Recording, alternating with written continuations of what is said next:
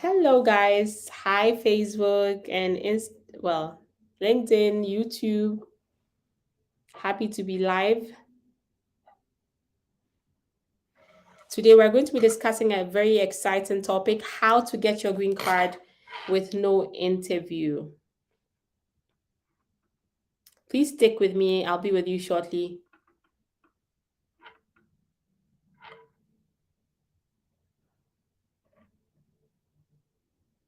Okay.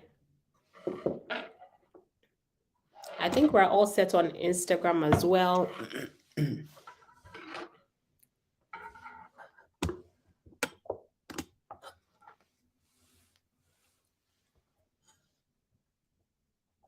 Alrighty, guys. If you can see me and hear me, please drop me an emoji of the US flag.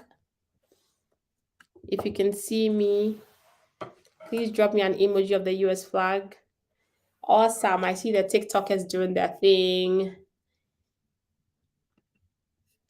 Welcome, guys, to this live video. In this video, we're going to be discussing a very exciting topic, how to get your green card with no interview. How to get your green card with no interview. Okay. So as usual, we're live on YouTube, Facebook, LinkedIn, Twitter, TikTok, and on Instagram. Share this live video with your family and your friends and your schoolmates and your church mates and your party mates and just everybody. They may want to hear this very important news.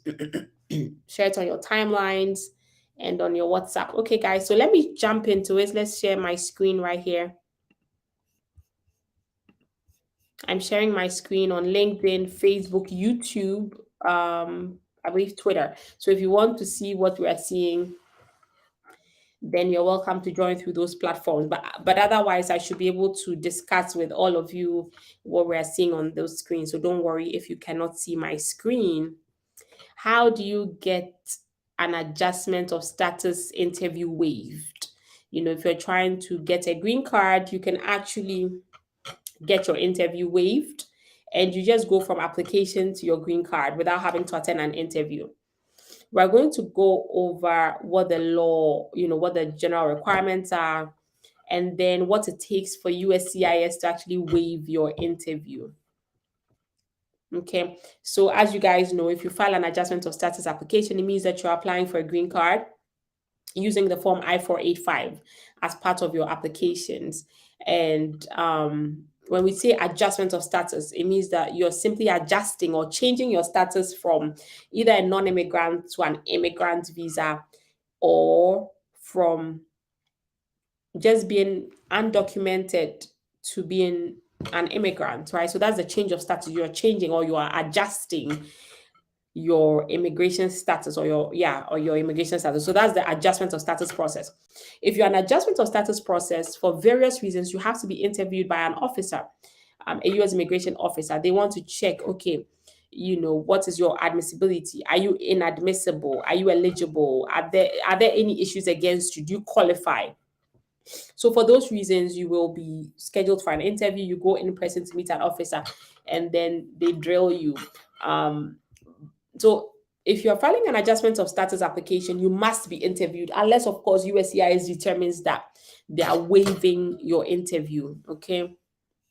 Now, USCIS states that the decision to waive an interview is made on a case-by-case basis. So even though there are categories where the law sort of encourages immigration to waive interviews, it's not done on a blanket basis. These interviews are actually done on a case-by-case basis. I'll give you an example of parents of US citizens.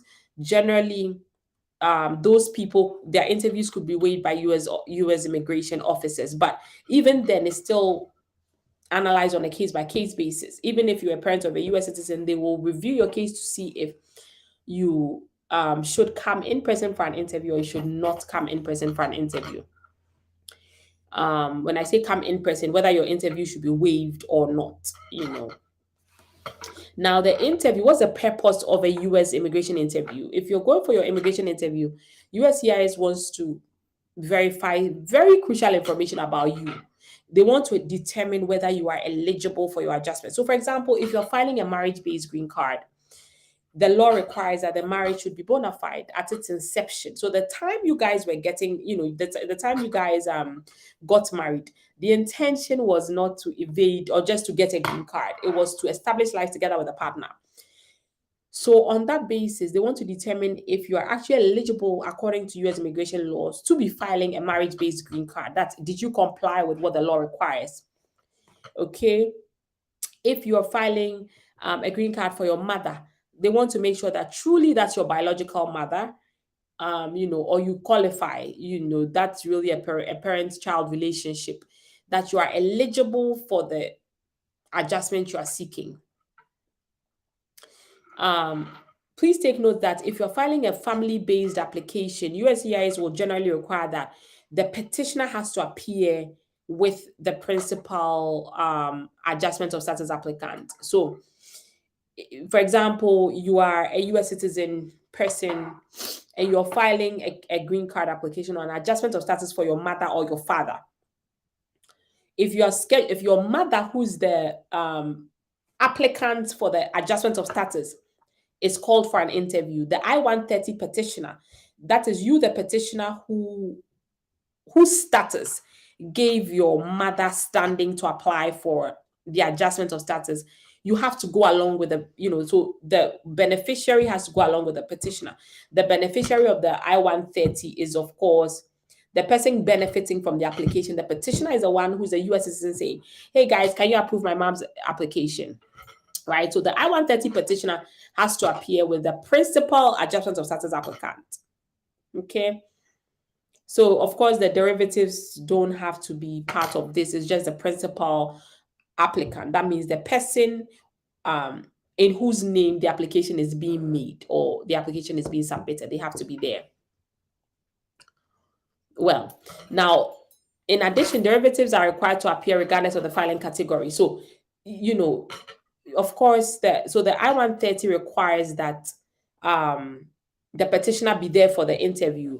If you are able to, you should make sure that the derivatives are also there. So let's say you filed for your mother and for some reason, well, let me backtrack a little bit.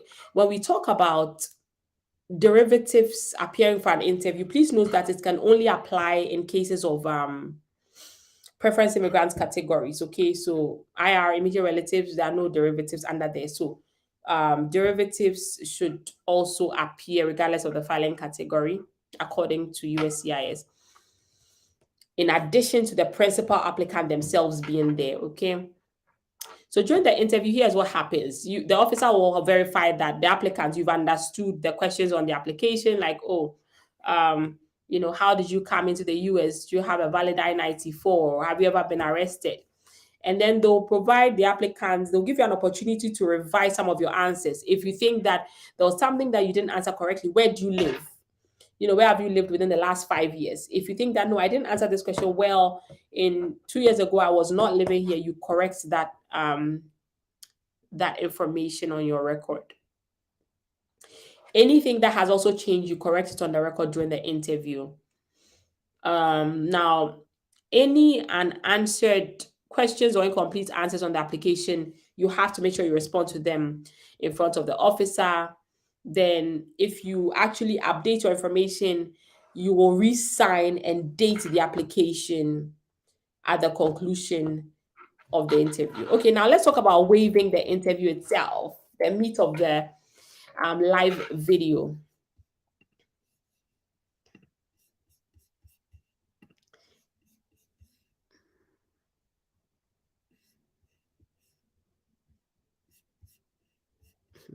I'll be reading comments and questions soon. I see Nako, she says, your number is not working. Please provide me with your direct number. I have a few issues to address. Our number is working right there, 802-780-0564. That's the number and the only number to reach me by. So please give a call if you need to address some issues, okay?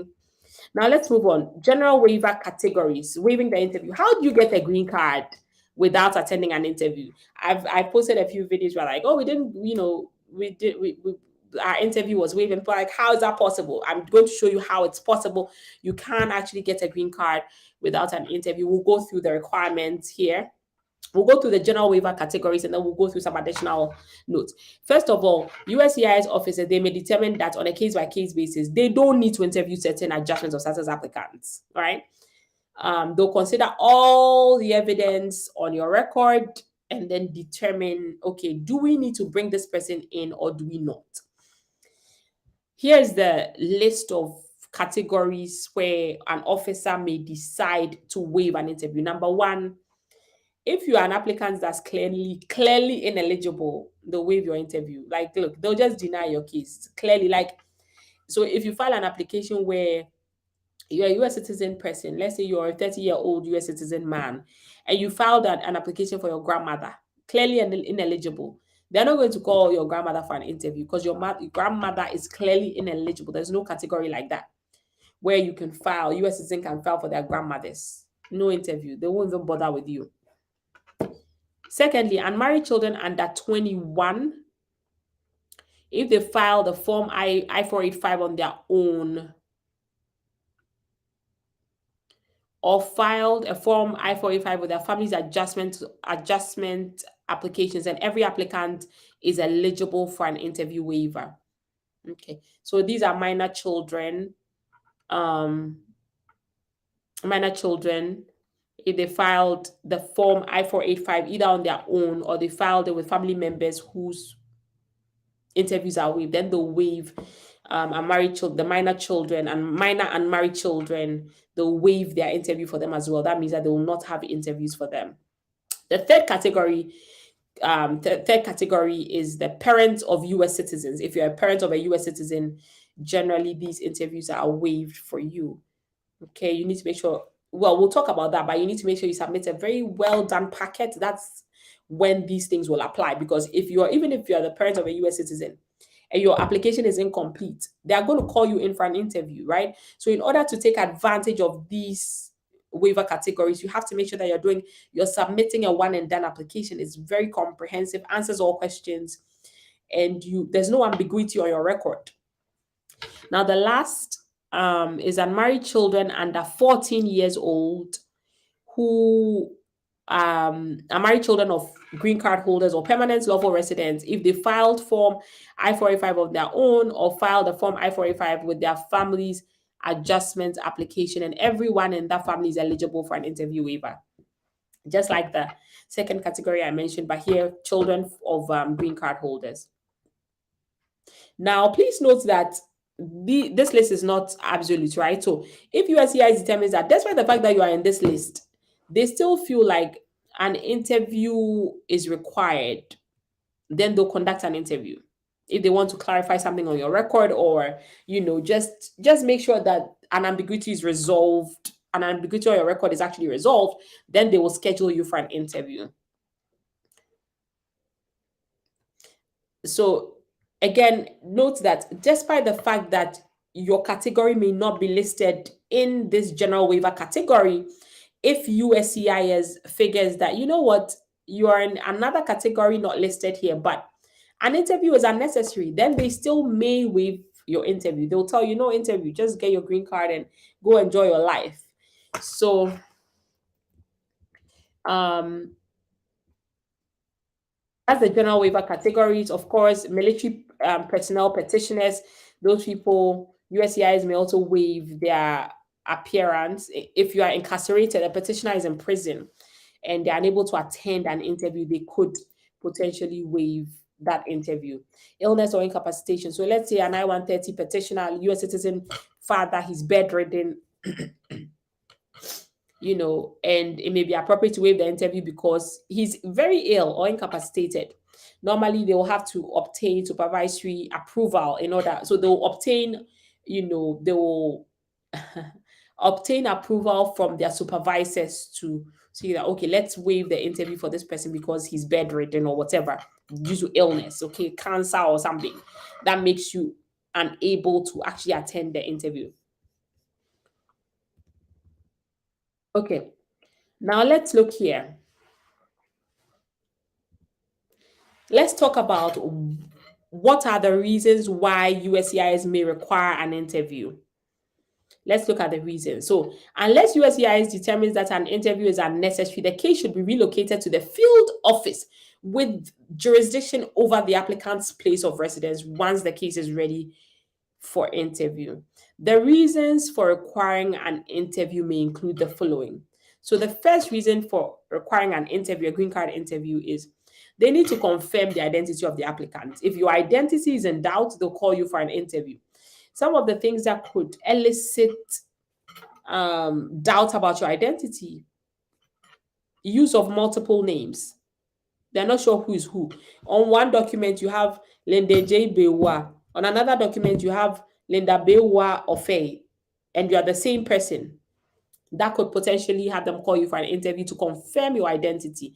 That's just an example. There are many other reasons for which they may need to confirm your identity. Maybe your name is coming up as a hit on a certain database of people who are actually inadmissible due to one reason or another. They'll call you in for an interview to confirm your identity. So they would just need to confirm your identity based on various reasons if your identity is not clear to them. Then secondly, they need to validate your immigration status. If your immigration status is not clear, they're wondering, are you undocumented? Are you an F1 visa holder? Or are you just in F status? Or what type of visa do you have? Who are you? When did you come in? If they're not clear about that, they will call you in for an interview. This is especially rampant where your I-94 is not really clear. Sometimes some people have to file the I-102 to confirm that they actually were inspected and admitted into the US. So for these type of things, they want to see, were you inspected, were you admitted, did you enter without inspection, EWI, all those things. So they could call you in for an interview to validate your immigration status. And your immigration status could be, of course, if you're a citizen, you won't be going for a green card interview. So, but that's an immigration status. You are either a US citizen, a green card holder, you are a non-immigrant, or you are undocumented. Those are the general immigration statuses that we have. Okay, US citizen, green card holder, undocumented, non-immigrant. Non-immigrants can be a B2 visa holder, it can be an F1 visa holder. Not undocumented means you don't have any status. You came in, for example, on the B2, you've overstayed, no status. That's one category of immigration status. And then US citizen, of course, you're an American citizen, green card holder, you're a lawful permanent resident. Okay. Next is if there are known criminal inadmissibility or national security concerns that cannot be resolved at a service center. So criminal inadmissibilities, for example, you've been involved in a crime involving moral turpitude, that makes you inadmissible under 212A2AI, right?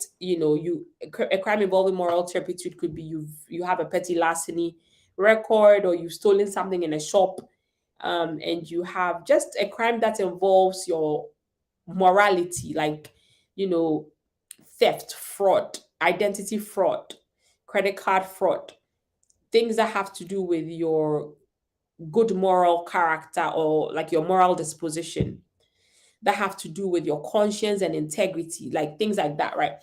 So, for example, crime of violence normally is not a CIMT, or violating a protective order is not a CIMT. CIMT has to do with, okay, you've stolen someone's identity to do something, things like that. So if you have criminal inadmissibilities, like a CIMT or any other type of criminal inadmissibility, like you've been arrested, or you've admitted possessing a controlled substance like marijuana, that's a criminal inadmissibility. So they want to call you in to verify and just make sure that you don't need a waiver or whatnot. The next thing is that there are fraud concerns and the service center recommends an interview. So where there are fraud concerns, guys, I've been doing some videos on TikTok and on all our social media platforms on fraud triggers. USCIS actually released some documents on some of the things that could trigger fraud concerns. So if you're married and, for example, you don't live in the same house with your husband, that's a fraud trigger. and that could cause them to scrutinize your application more. Of course, there are very people who don't necessarily live in the same house, but you need to be able to explain these things to them. So in those situations, they'll call you in for an interview because they want to ascertain, just make sure that there are truly no fraud concerns. So if there are fraud concerns, like they've gone to your workplace, or maybe they've just realized that you said you live together, but they checked public records and realized that your wife's um your wife's address is in Ohio, and then maybe you are in Texas, and yes, you claim you live together. That's a big problem. I tell people, if you have something that works against you, you don't have to lie against it. You can use another evidence to tell them why, despite the fact that something works against you, this is something that works for you. And so based on that, you should be approved. Okay. I'm digressing. So if there are fraud concerns on your case, your interview will not be waived. Okay. Then the next thing is the applicant's fingerprints have been rejected twice. If your fingerprints have been rejected twice, then they'll call you in for an interview. I've actually had clients who are going through chemotherapy, and based on that, their fingerprints were just not registering. If you're called for an interview, those are things we can work on to figure out, like, how do we explain with evidence and all of that, why. Because sometimes if your fingerprints have been rejected, then it could be an underlying issue of maybe you have some criminal records. They want to make sure they have the right person and all of that. Okay. The next thing is the applicant has a Class A medical condition that the service center cannot resolve through a request for evidence. As you guys know, you have to be admissible under health grounds. Hold on. Okay, perfect. I'm just pulling up the Class A medical condition. So you have to be admissible under health grounds in order to get a green card. Now, what's a Class A medical condition? A Class A medical condition. So we have Class A, Class B conditions, and they're defined in Department of Health and Human Services regulations. Now, a Class A medical condition, those are conditions that will render you inadmissible and ineligible for a visa or adjustment of status. A Class A medical condition is a medical condition that is a communicable disease of public health significance. So, for example, tuberculosis. Let's say you go to Walmart. I keep giving this example. You go to Walmart, you start coughing. It's a public health concern because people can catch that. So they want to make sure you are admissible on health grounds. Our Class A means that you have a medical condition that is a communicable disease of public health significance. A failure to present documentation of having received vaccinations against vaccine preventable diseases. As you guys may already know, this will be, for example, COVID, right? Okay. Now let's move on. Let me move back up here. So, for example, COVID, then a Class A medical condition, for example, is also drug abuse or addiction, and then present or past physical or mental disorder with associated harmful behavior that's likely to occur. So we won't go through all of that, but just to give you guys an idea of what the Class A medical condition. So if you have a Class A medical condition and it cannot be resolved at the service center where your application was sent, and it cannot be resolved through a request for evidence, right? Then they'll call you in, come in for an interview, and let's talk it out. Let's figure out what's going on, and then be able to give you the green card or tell you to do what you need to do before you get a green card. Okay, now if an applicant answers yes to eligibility questions on the adjustment status and the service center cannot determine eligibility through RFE. So you see on the form I-485, there actually are eligibility questions that will check, okay, have you, for example, overstayed your visa? Do you have any permanent inadmissibility? I'm going to pull this up. Let's pull up an actual form I-485 here. It's 20 pages now. You guys know a new form was released. It's current. The form I-485 is 20 pages. So we're going on to, let me skip this page. Okay. Page 15. That's general eligibility, part 8, general eligibility and inadmissibility grounds. So, for example, have you ever failed or refused to attend or remain in attendance at any removal proceedings filed against you on or after April 1997? If you answer yes, then generally they will be calling you in for an interview, because they can't determine eligibility based on the yes answer that you gave. So they want you to come in and then explain things to them. Then the service center has not been able to obtain an applicant's A file, T file, or receipt file when the applicant has multiple files. Okay, so if you have multiple files with immigration, because the truth of the matter is that they need to be able to have your records and then to determine whether you're eligible based on your records and your history and everything. So if they're not able to pull up your alien file, for example, the A file is the alien file, then they will call you in for an interview, and then yeah, and then you can come in to answer questions. Now let me pull this up here. Oh my gosh, this is just too many pages of this document. So T file is a temporary file created to store documents when the A file is in another office location. So that's a T file. Okay. So the T file, again, is a temporary file that is created to store documents when your alien file is in another office location. And your A file is your alien file.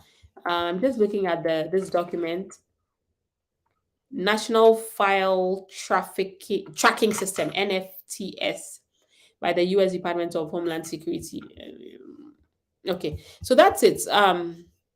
So if they're not able to obtain your A file, your alien file, your temporary file, or your receipt file when you have multiple files, then they feel like, no, we cannot waive this person's interview. Let's call them in for an interview. So guys, that's it. We've gone through the general waiver categories. We've gone through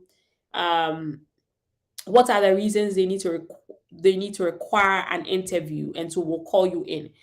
Please, if you are not sure about this and you need our help, make sure you call us 802-780-0561. We'll handle it for you, and then we'll do our very best to make sure that we're checking all the boxes to have them waive your interview. But please remember, not everyone can get a waived interview. Sometimes you just need to go clarify one or two things, which is also fine. So the fact that you are scheduled for an interview is not necessarily a bad sign. Of course, the ultimate is to get the interview waived. So that's what we'll try to work towards. Okay. Now let me see if you guys have questions. Let me read those questions.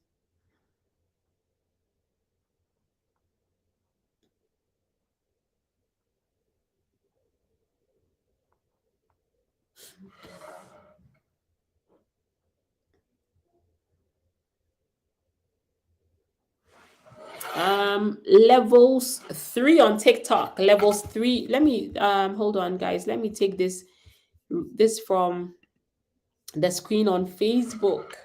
Okay. Levels 3 on TikTok says, can you be in a different state and have a sponsor from a next state? Yes, that's absolutely fine. You can be in Ohio and your sponsor can be in New York.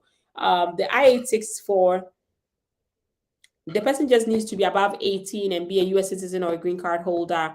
And of course, be able to make legal money. I believe we have an article on our blog, AK Poku Law, on what are the requirements for an eligible sponsor for the I-864, but it doesn't matter where they're based. They just need to be responsible for you and to be able to enter into an agreement with the U.S. government that you, the incoming or prospective immigrant, you're not likely to be a public charge because they'll be responsible for you.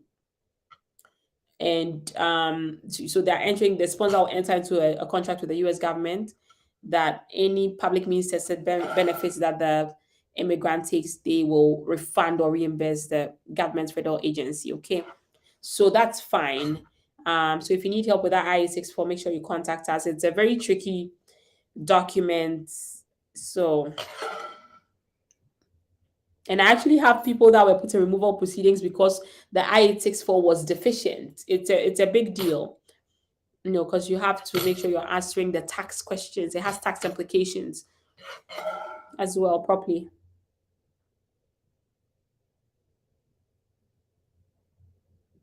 Okay, let me see if I can get some more questions concerning the topic. Let me read some questions on.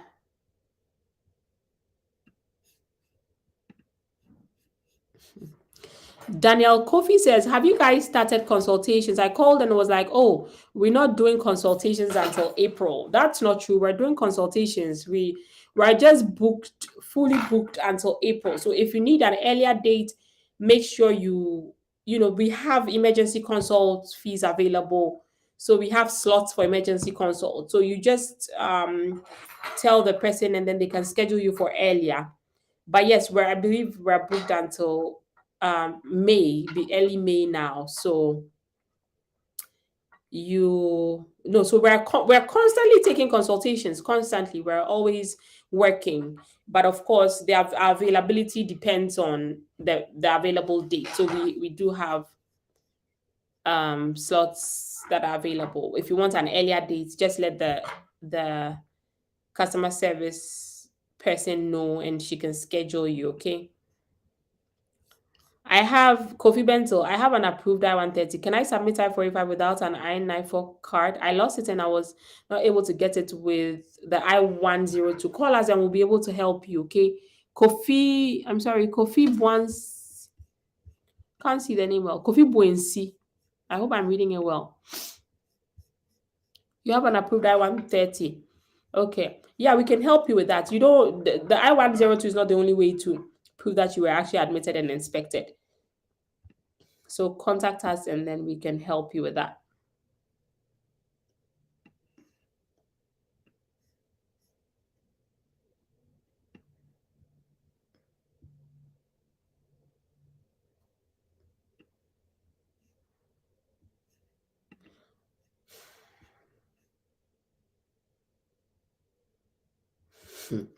Philip Kobna Abaka says, if you overstay your entry, will you be able to get it waived interview? Yes, you possibly can. It just depends. The fact that you've overstayed, it doesn't really matter. In fact, most recent one of our most recent cases that were approved, she had actually stayed for like over 20 years. We got it waived, her interview waived, and she got her green card. So it's very possible. Contact us and then we'll help you with that. Emmanuel Owusu says, please, madam, my father has filed I-130 for me almost 2 years, but when we call them, they say we will hear from them. I need to take a look, see your receipt notice, look at your priority date, and then we can see how long you have to wait or whatnot.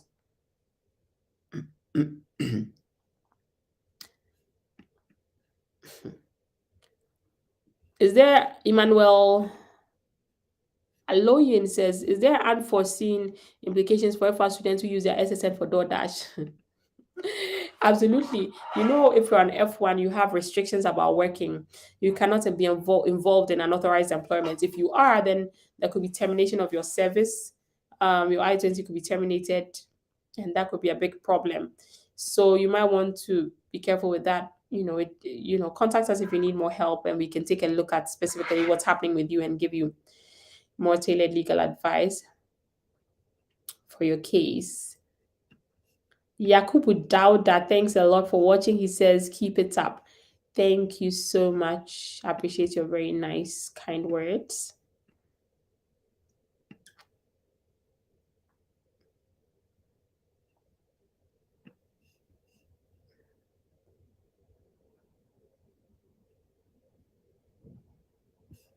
Can you help a B1, B2 visa to get a stay? Yes, we can help you. Contact us, Hassan Salifu, and we will help you with that. Okay, guys. Let me see. I didn't read anything from Instagram. Let me see if there's something.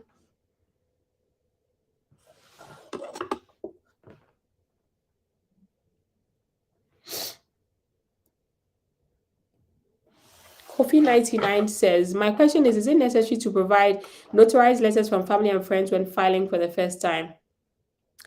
Is it necessary? I mean, you see, the burden is on you to prove that you're eligible for the U.S. immigration benefit you're seeking.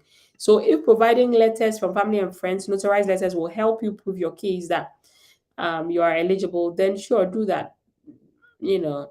But otherwise, it's not necessary if you feel like you have other evidence that can help prove your case. Okay. All right, guys. Thanks a lot for joining us. If there are no more questions, I will see you guys in the next video. Don't forget to like our page. If you're watching on YouTube, subscribe, share our videos. Look, there are people that need to hear the information we're sharing. There are immigrants here. They look to you like they're US citizens. Your auntie, your cousin, your friend in the US, you think, oh, she's a US citizen. You will be amazed. They may need our information. So share the information and let them find the help that they need. Okay. I'll see you guys later. Take care. Bye. Thanks for watching.